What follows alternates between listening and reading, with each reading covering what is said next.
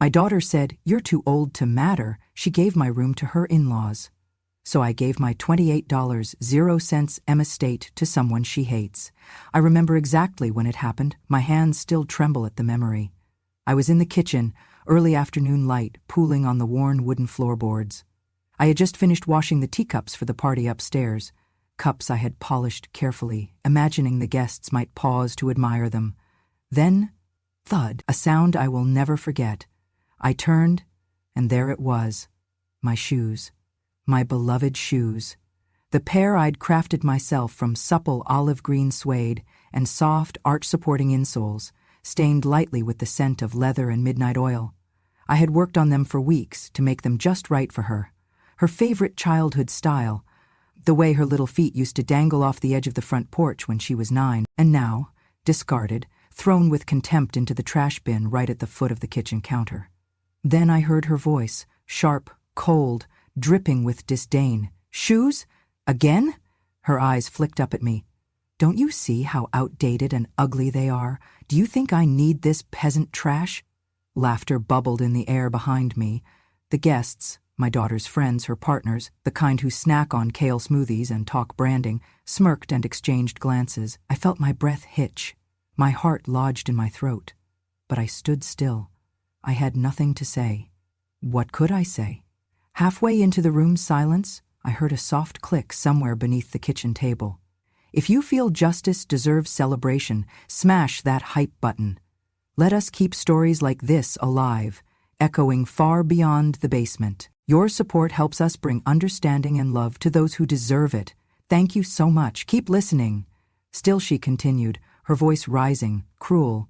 Do you think I am missing those hideous things? Those clunky, backward, tacky relics? Why do you keep doing this, Mother? Do you think I need your nostalgia, decorating the place? We are not that kind of family.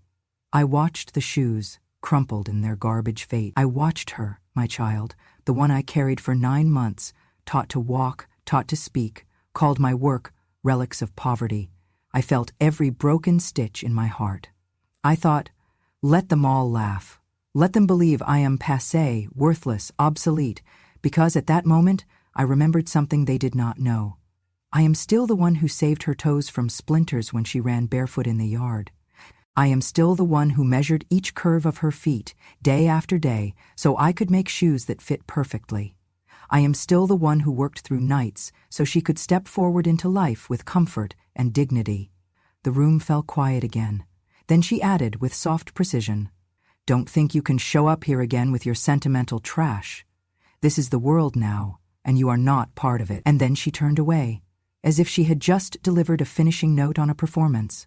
I heard the guests shuffle, excuse themselves, ascend to the lofty banquet room above, all of them so ready to follow the bright lights and ignore the quiet destruction below. I stood there until they were gone. Then I crossed the room, my legs carrying me toward the old wooden box hidden beneath my bedside. My breath was slow, steady, my tears long dried by necessity. I knelt and lifted the lid. A familiar creak echoed in the emptiness. Inside lay faded yellowed paper, sealed in a clear cover, the patent documents my hands design. The 2-page technical drawing, the descriptions, the official date stamped 1996. I never imagined she'd read it, or the law would acknowledge me, but there it was, still valid, untouched. I traced the lines with a trembling finger. Grace. My name. On the patent, my design, hand-stitched, arch-cushioned, leather-bound creation, still legally mine. I closed the box and pressed it close to my chest. I would not cry. Not yet. But that document would speak when I could not. I stood up, my back straighter than it had been in years. I folded the disdained shoes, now worse for wear, and gently placed them back into the top of the box. Then I added the patent papers on top like a final shroud. I walked from the kitchen, the click of my steps echoing on the wood, all the way until the basement door. As I turned to go down into the shadowed corridors, I whispered to no one, "I am still here." When I was younger, my hands never stopped moving. They call it slow work now, artisanal even, but back then it was just the way I survived. I stitched shoes by hand, one pair at a time, in the back of a cracked cement garage off Blossom Hill Road in San Jose. No machines, just scissors, thread, and leather so thick you needed to soak it in warm water before you could even convince a needle to listen. I did not come from wealth. My mother taught me how to stitch soles before I could recite multiplication tables. It was not glamorous, but it was honest. We made shoes for people who could not afford new ones. Shoes for construction workers, nannies, children who outgrew them faster than we could earn for more. We patched more than we created, but even patches could carry pride if done right. When my daughter was born, my hands didn't stop working. They just shifted purpose. I made her first pair of baby booties from the softest felt I had, blue with white stitching. She kicked them off every time I tried to photograph her, and I would laugh, catching the moment just before the little shoes hit the floor. When she started walking, I made her real shoes. Proper soles, cushioned support, careful lacing. No neon plastics or cartoon prints like the others wore. Just durable, beautiful leather, hand-shaped to fit her growing feet. Each year I'd trace her soles on paper, add a centimeter for growth, and design the next pair accordingly. She used to sit beside me on the floor of the workshop, watching every move, every puncture of the awl. "Mommy," she'd whisper, "you're a magician."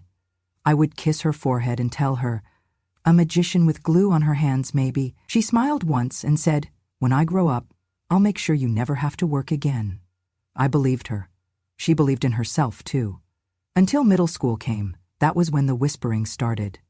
I noticed her hesitation when I picked her up after school. She no longer waved when she saw me. She stayed in the corner when her classmates came over. And the shoes? The shoes I made with love and care, those started disappearing. One afternoon I found a pair under her bed, shoved behind a stack of fashion magazines.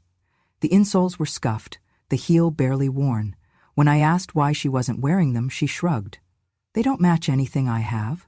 I made her another pair, more neutral, softer tones. She accepted them with a half smile, but never wore them. I did not push. I only realized the full truth on a rainy Tuesday in 8th grade. She had left school early for a group project, and I decided to drop off her forgotten lunch in person. I walked across the campus to the side door of the art building, and that's when I heard her. She was standing with 3 other girls, all wearing bright brand-name sneakers and straight ponytails. My daughter held one of my shoes in her hand, the tan leather Mary Janes I had made just 2 weeks ago. She held it up like it was roadkill. "It smells like old people," she said, pinching her nose. "Seriously. My mom made it. She works in this creepy old shoe garage. It's disgusting," the girls giggled. One said, "Wait, she makes your shoes?" Another chimed in, "What is this, the 1800S?" And then my daughter dropped the shoe into the outdoor trash can. Ugh. She calls it handmade. I call it poverty perfume. My legs froze. I couldn't move, couldn't breathe. I stepped back before they saw me. I walked the long way home, in the rain, without delivering lunch. That night when she came home, she hugged me loosely and said she was tired. I didn't mention the shoes. I didn't mention the trash can. I simply placed a napkin over her untouched lunch and tucked it in the fridge for later. The next morning I opened the studio and stared at my workbench. I touched each tool like it had betrayed me. I remember wondering, how could something made with so much love be turned into something so shameful? After that day, she stopped asking for shoes. I stopped offering. She began buying her own cheap flats from the mall at first, later expensive heels I knew would tear at her arches. But I said nothing. She excelled in school, went on to college for design. At first she claimed it was fashion marketing, but I knew deep down she loved shoes. She just could not love the way I made them, or the way I looked while making them. At her graduation, she invited me, but asked me not to wear anything handmade. I wore store-bought pumps that pinched my toes. I smiled in every photo. Later I learned she had told her classmates she was raised by a single father and aunts. She edited me out. I never asked her why. Maybe I did not want to hear the answer. Instead, I kept working, quietly. I took fewer commissions but continued repairing shoes for the old clients who still remembered me. I saved the money. I invested in a startup once, a young woman trying to make orthopedic shoes for elderly women. She reminded me of my daughter. Gentle, hungry for approval, full of design ideas but no funds. I never told my daughter about the investment. She never asked. Years passed, I grew older, my hands are stiffer, my daughter got married, I helped fund the down payment on their house. She did not invite me to speak at the reception, she sat me near the kitchen. Still, I made peace with it. I thought, perhaps my role now is silence. Maybe silence is what a mother becomes when her usefulness expires. But that changed the day I saw those green suede shoes, my final gift, thrown into the trash, mocked in front of strangers, and called peasant trash. That day something inside me cracked open. Not in anger, not in rage, but in quiet, crystal-clear resolve. You see, I may have glue-stained hands, but I also have a name on a patent. I may have a bent back, but I also have memory sharper than any blade. And I may no longer be invited to the dining room, but I still know how to build something from scraps. And I will, with or without her. It was a Tuesday when she told me they were moving in, her in-laws. I meant to give you more notice, she said casually over breakfast. But things moved quickly. Dad's parents sold their condo and, well, you know how the market is. I nodded slowly, stirring the oatmeal I had made, though I had no appetite left. Of course, I said. She exhaled in relief, like she expected me to argue. I never did. The next day I noticed my closet door was open. Inside, half of my clothing was already gone, moved to bins and stacked near the garage entrance. My books were boxed, and the framed photos of her childhood had vanished from my dresser. I touched the empty shelf where the photo of her in pigtails used to sit. The glass left a faint outline in the dust. Later that evening, I walked past the spare bedroom, my bedroom once, and saw new bedding being laid down. Fresh curtains, a heated mattress pad, an orchid on the nightstand. I paused at the door. She turned and looked at me, holding a decorative pillow in her arms. "Oh," she said flatly. "I was going to tell you. We're giving this room to Dad's parents. They're used to a more traditional setup. You understand, right?" I tried to smile. "Where should I go?" I asked, my voice barely above a whisper. She didn't hesitate. "The garage," she said. "It's already cleared out, still has power. You'll have your own space, quiet. People your age need peace and, less stimulation." The words felt like a diagnosis. Less stimulation. Less space. Less existence. I glanced over her shoulder to the bed I had slept in for the last 5 years. The corner of my quilt was still peeking from underneath the new comforter, hand-stitched, faded blue. She saw my eyes and added quickly, "We're making it nice. I ordered a portable heater. Besides, you're used to tighter quarters. The workshop you lived in was practically the same size." The workshop. She always spoke of it like a myth, like some cave where poor women baked bread and cursed their misfortune. It was where I built every pair of shoes she ever wore until she turned 13.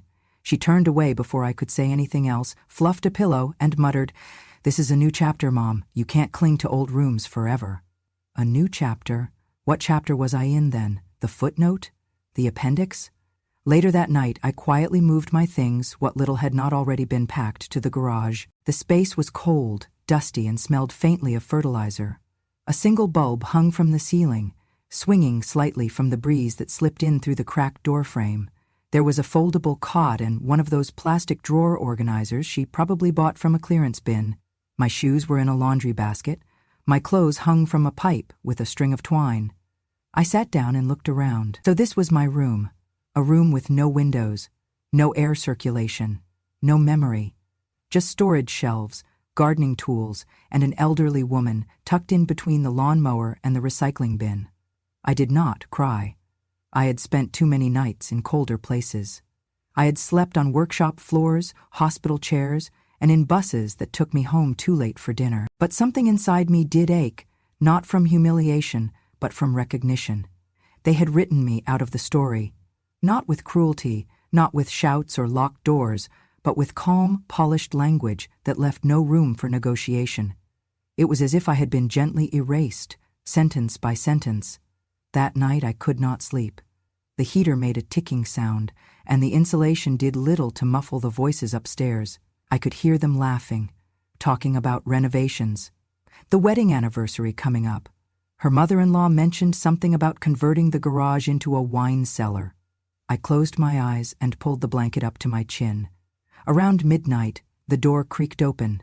It was my grandson. He was 8, still young enough to sneak out of bed, but old enough to know when something was wrong. He stepped into the garage in his socks, holding a flashlight like a secret. "Grandma?" he whispered. I sat up slowly. "What are you doing out of bed?" He looked around, confused. "Are you sleeping here now?" I smiled gently. "Just for a while. Grown-ups need space too, remember?" He nodded, but his eyes did not leave the cot. He shuffled closer, then asked the question I was afraid of. "Did Mommy tell you to?" I looked into his eyes, wide, honest, untouched by the performances adults put on. "Yes," I said softly. He climbed up beside me, sat cross-legged on the blanket. "It's cold," he murmured. "I know." He leaned against my arm, and we sat there in silence. He did not say much, but his presence said everything. After a while, he whispered, "I miss when you used to read to me in your room." "I'm still here," I said, "but it's different now." Yes, it was. He stayed with me until his mother's footsteps echoed down the stairs, calling his name. He ran back without saying goodbye. The next morning I found a small folded note under my pillow. It was written in shaky third-grade print. "I love you more than the whole house." That night, I cried. Not for myself, not for the cot or the cold or the shame, but for the day I knew would come, when even this child would be taught to make room for something shinier than love.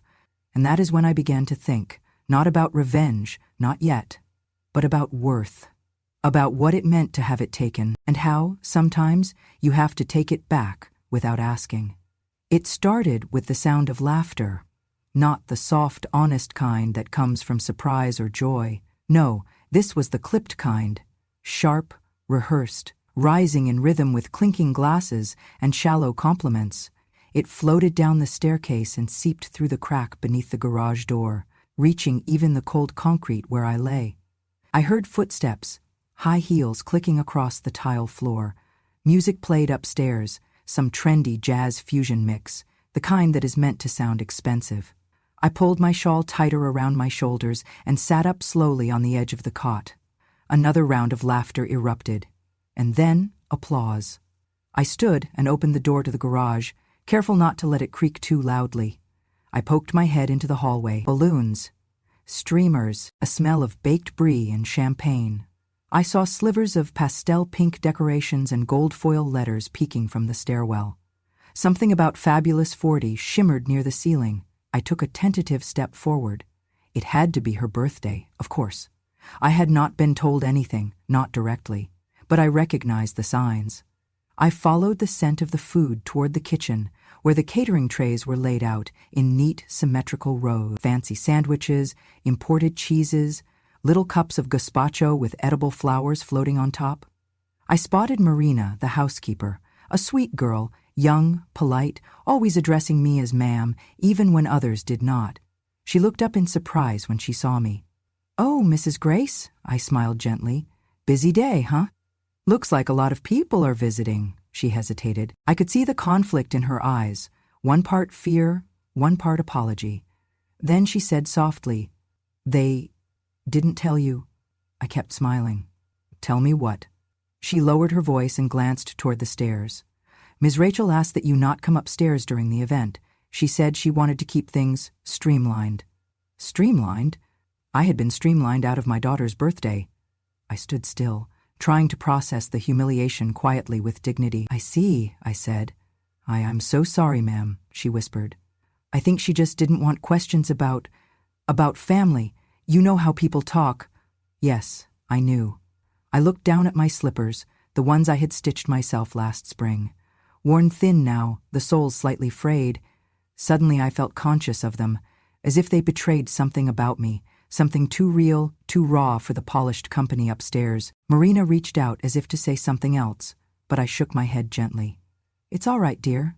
Thank you for your honesty." I turned back toward the garage, slower this time, my breath heavy but even. I sat on the edge of the cot and stared at the ceiling, listening. I heard them sing Happy Birthday in a chorus. I heard champagne corks pop. I heard Rachel's voice squeal with performative surprise as someone handed her a gift. At one point someone shouted, "To the woman who built her empire from scratch." The room erupted in cheers, and I sat in the dark. I thought about the empire I had built too, one made of cloth, leather, and calloused fingers, one that lived in her feet before it lived in her house. But mine did not come with parties or speeches. Mine came with silence. And sometimes silence is the deepest form of betrayal. I heard a woman say, "Your mom must be so proud." Rachel laughed, not missing a beat. "Oh, she's not really around much." I closed my eyes. That was it then. I was not dead, not missing, not in a nursing home, just not really around much. As if I had faded like wallpaper, present but ignorable. Later that night, when the party died down and the guests filtered out, I heard someone stumble into the kitchen for water. The ice maker clanked, a cabinet closed. Then silence again. I walked quietly out to the backyard. The lights were still glowing faintly across the lawn, twinkling like tiny lies. I wandered to the far side of the garden, where the wind was stronger and the music was just a faint echo. From there, I could see the second-story balcony, where Rachel was laughing with her friends, a wineglass in hand. She was beautiful, successful, beloved, and she had erased me, all without rage, just absence, a quiet, clean cut. I sat on the garden bench and stared up at the stars. The moon was hidden behind a cloud, but the sky was open. For a moment, I thought of my own 40th birthday, long ago, in a 2-bedroom apartment with no central heating.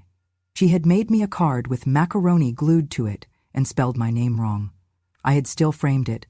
I had kept it for years until the glue dried and the macaroni crumbled.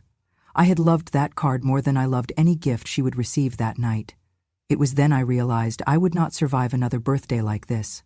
Not hers, not mine, not as a ghost. So I made a decision. Not out of malice, but out of memory.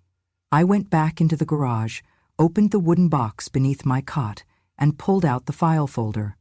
The patent was still there. So were the checks I had received from the young woman I had once invested in, my apprentice, my student, now quietly thriving on the other side of town. And at the bottom of the folder, untouched for over 2 decades, was the document I had kept hidden even from myself, my ownership papers.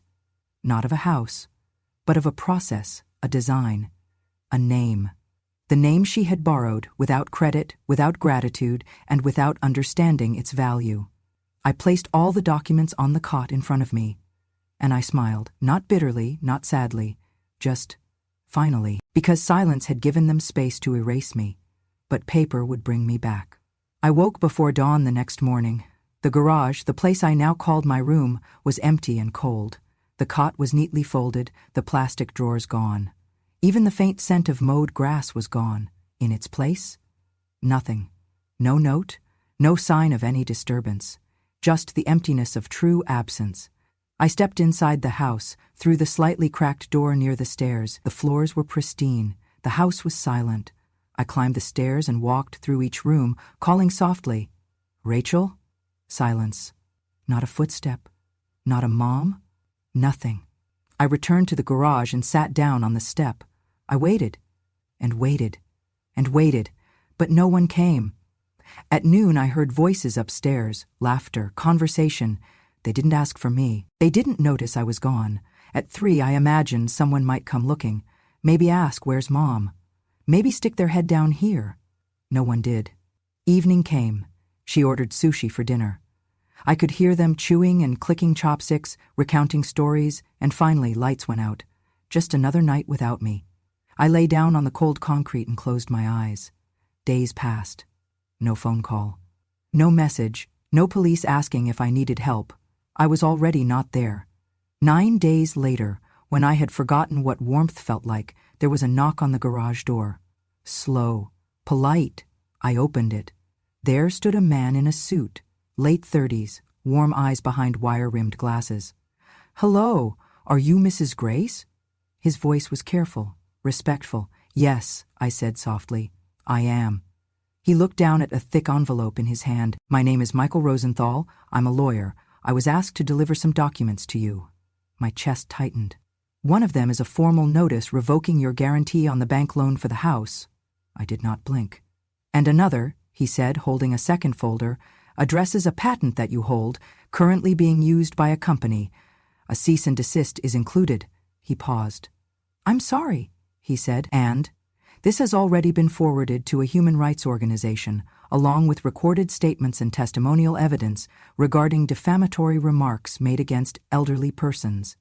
Defamatory remarks. I nodded without speaking. He handed me each folder: bank paperwork, patent documents, recordings, letters to human rights lawyers. He cleared his throat. "If there's anything more you need, clarity, anything, my card is enclosed. I'll step back now." He gave me one last gentle nod and closed the door quietly behind him. I stood there alone, holding the documents against my chest. I sat back on the garage step. The envelopes felt heavy, like history. I thought of the bank, how I had unknowingly guaranteed the mortgage when I helped her so many years ago. If the house was at stake, they could come after me. But now, I had clawed that away. I thought of the patent, my design, my work, the leather-stilted, the hand-sewn sole that would have been sold under her brand, credited to her name. Now it was mine, and she was the one in trouble. I thought of those hateful words she'd spit out, calling my creations trash, my presence irrelevant. Those words were now in the hands of people who believed in dignity, not just power. I closed my eyes and let the weight settle. They had thought silence would erase me. They were wrong. I stood up. The garage had changed. It wasn't just a room. It was a statement. Paperwork in one arm. The room is cool against my skin. I walked inside the house, for the first time in days, this time with something more than quiet, with purpose. I passed the living room. The empty chair she had cleared for me was gone. I glanced at the staircase. Each step I climbed felt lighter. I emerged into the kitchen where she was standing, alone, cleaning a plate. She turned. There was no surprise in her eyes, just an unreadable calm. I held up the envelope with the words, "Patent, cease and desist, human rights." She swallowed. I did not say a word. Then I walked out, carrying nothing else but the documents and the quiet knowledge that I had taken one step back into the world, and I would not be erased again. It did not take long. The lawyer had warned me gently, once it's out there, there's no pulling it back. I nodded. I had lived my entire life being pulled back, by obligation, by silence, by the weight of family. This time I let it all go. It began with a headline. Small, discreet. Tucked into the local business section. Family-owned footwear brand accused of intellectual property theft. I knew her company well. It had her initials woven into the logo. She claimed to represent modern elegance with a vintage soul. But that soul, it turned out, belonged to me. I never intended to ruin her. But I also never imagined she would turn my work into a lie. The cease and desist hit her inbox on a Thursday. By Friday, 3 wholesale accounts had pulled their orders. Over the weekend, the lawsuit details made their way into fashion industry forums. By Monday, it hit the press, and then it hit the internet. The patent violation was bad. The loss of trust from vendors was worse. But nothing compared to what came next. One of the clips, the one from her birthday, where I had stood in the kitchen like a ghost, had been recorded by a guest. The one where she laughed, drink in hand, and said, "My mom? Oh, she's not really around much. She's more like the past you can't quite throw out." Then another clip surfaced. Her voice is sharper, colder. "Shoes? From her? I don't wear peasant trash. She smells like glue and regret." It was a train with no brakes. The internet has a way of boiling everything down to a single damning frame. That was hers. Frozen, mid-laugh, wineglass raised, while the subtitle read, "Peasant Trash." The backlash was immediate. Customers began tagging the company in angry comments. "Respect your mothers" started trending. Influencers dropped her brand like hot coals. Former employees came forward anonymously, sharing stories of belittlement, ageism, and fake origin myths. One person posted a side-by-side, my original design from the 1996 patent next to a screenshot from her latest catalog. The match was exact. She claimed it was a coincidence. The courts said otherwise. By week's end, 3 investors had publicly pulled out. A major retail chain canceled their holiday contract. A statement was released, bland and desperate. We are reviewing the matter seriously and will be conducting an internal investigation. I watched it all unfold from a friend's guest room, an old client of mine who had once been a nurse and now ran a nonprofit. She brewed tea like medicine. She didn't ask questions. She simply handed me the remote each night and said, "If you want to watch." At first I didn't, but then I did. Not out of revenge, out of record. The world had forgotten me, so I let them remember. One morning I walked past a coffee shop and saw her face on the news, blurred, hunched, shielding her eyes from the camera. The caption beneath read, "Designer silent amidst elder abuse allegations and patent lawsuit." Elder abuse, a term I never thought would apply to me.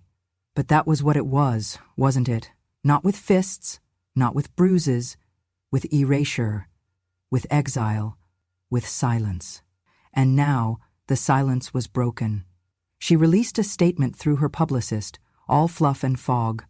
"This has been a difficult time for our family, and we ask for privacy as we address these deeply personal matters." But there was no privacy anymore. People began to recognize me. Strangers stopped me in the grocery store. Are you Grace?" I nodded, shyly. One woman hugged me so tightly I thought my ribs would crack. She said, "You reminded me of my grandmother." I let her die thinking she didn't matter. Another slipped a note into my cart. "You matter, you always did." The letters poured in, from other grandmothers, from daughters who now felt ashamed, from sons who had left voicemails that went unreturned. My story wasn't just mine anymore. It was every story buried beneath birthday parties, behind locked garage doors, beneath the weight of a generation too tired to complain. And her dream? It collapsed, not because I tore it down, because it was never built on truth. I received a final message from her assistant, detached, clinical. "Due to ongoing litigation and the dissolution of assets, we are no longer pursuing licensing or sales under the Graceline brand. Rachel is on indefinite leave." That was it. A dream gone, a brand burned, a legacy erased. Just not mine. When the brand first appeared, I almost didn't recognize it. The font was soft, serifed, and worn like an old love letter. The logo was simple, a thread weaving through the outline of a shoe, shaped subtly like a heart, and beneath it, in quiet elegance, Grace's soul. At first I thought it was a coincidence, the name, the theme, the focus on women over 35, but then I saw her. On screen, hair darker now, eyes sharper, confidence steady, but I'd know that face anywhere. Jenna. The girl I once found crying behind a dumpster with a broken sandal and a rejection letter from the fashion school that said, "We do not offer scholarships to applicants with insufficient creative lineage." She had wiped her tears, clutching her grandmother's hand-sewn purse, and told me, "They said my work looks too domestic." I had invited her into my studio, taught her how to double-stitch a sole, how to heat leather without warping, how to trace feet like reading history. Now she stood in front of a live audience, a single spotlight casting her in gold, a sea of journalists and influencers watching from folding chairs and TikTok tripods. Behind her, the showroom glowed with the warm scent of aged leather and lavender oil. Shoes lined the shelves, not flashy, not branded with celebrity initials, but real, honest, built for women who had run through life and earned their comfort. Jenna looked into the camera and smiled. "I didn't build this to sell shoes," she said. "I built it to repay a woman who showed me that dignity can live in calluses, that kindness doesn't need applause." The room went quiet. She took a breath, then said clearly, "I'm not selling footwear. I'm selling gratitude." There was a beat of silence, then applause. The camera panned to the crowd, where women wiped their eyes. Some nodded, some clapped slowly, as if remembering something they hadn't thought about in years, a mother, a grandmother, a stranger who had stitched more than fabric. And somewhere in another city, in a smaller apartment, my daughter was watching. She wouldn't admit it, but I knew. She had always followed the market. She would have seen the headline. From basement to boardroom, how a shoe brand for women over 35 took over the industry overnight. She would have clicked the live stream. She would have seen Jenna speak, and she would have heard the brand name repeated over and over again. Grace's soul. Not Rachel's. Not modern legacy. Grace. Mine. I heard from a friend that she was crying when it happened. Alone. No husband in sight. Her phone flooded with texts she didn't answer. Not one investor reached out. Not one fashion house called. Because the world had moved on, and it hadn't followed her. It followed gratitude. Later that week, a delivery arrived at my door. A cream-colored box, wrapped in ribbon, with a handwritten note inside. For my first teacher, for every stitch. Love always, J. Inside the box, a pair of handmade shoes, softest calf leather, arch support crafted for age, not against it. The soles were stamped with a small signature, for the woman whose hands shaped mine. I wept for a long time, not because of revenge, but because I was finally remembered, not just as someone's mother, but as someone. I never wanted a mansion, not even after the checks cleared, after the media stories passed, after the lawyers folded their briefcases and said, "Congratulations, you've won." No. What I wanted was smaller, quieter, something with wooden floors and windows that opened without groaning, something where the scent of glue and thread didn't mean poverty, but purpose. So I found a workshop. Not big, just enough space for 10 chairs, 2 long tables and a wall of shelves where leather could breathe. The kind of space that had memory in its bones. And I filled it, not with workers, with women. Women like me. Women whose children forgot them. Women whose grandchildren never knew them. Women who once held everything together, until the world decided they had nothing left to hold. They came in slowly at first, hesitant, fragile. Some still carried the tremble of having been called a burden. Others, the quiet sadness of a holiday alone. But I taught them the same way I had taught Jenna, how to double knot a thread, how to feel for balance beneath the sole, how to sew in silence and let the sound of the needle do the talking. And we made shoes. Not fast, not flashy. Each pair took days. Every stitch was deliberate, every seam pressed with care. On the inside of each finished pair, just below the arch, we etched the same line, made by hands once denied the right to hold their own children. The shoes sold out every time, not because they were perfect, but because they had souls, and more than that, because they had a name. Not a designer's name, not a celebrity's signature, but Grace, and not just mine, theirs. Grace became a story, not a person, and I was finally content to be part of it. Not the star, not the victim, just the beginning. One afternoon, the doorbell rang. I was fixing a buckle. Marcia, 82, former librarian, part blind in one eye, but still threading better than most, went to answer. She returned, whispering, "It's a man in a tie. He's looking for you." He was from a local tech startup, young, eager. He had visited the pop-up exhibit we hosted last fall, bought a pair for his wife. He told me, smiling, that his company was growing fast, that they wanted to hire someone in brand strategy. "They're interviewing someone named Rachel," he said casually. "Her resume's good, real polished." Then he paused. "Before we go further, do you know her? She listed your last name, Grace." I met his eyes.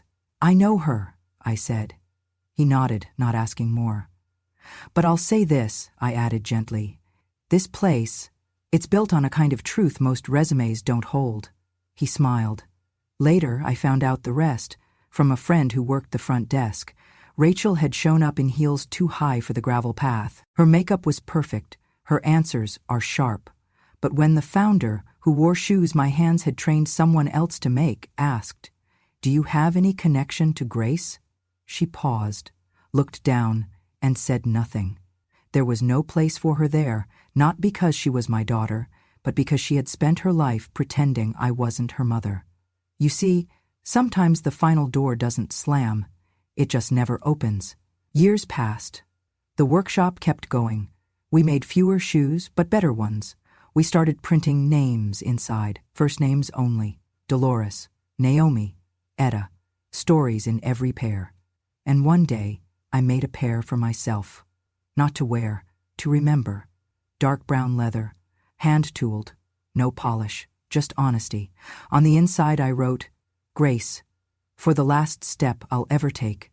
And I placed them in a glass box. Not because I was bitter, because I had built something, quietly, patiently, with the same hands once mocked for being dirty, hands that had been denied, dismissed, demoted, Hands that remembered every insult, but still chose to build.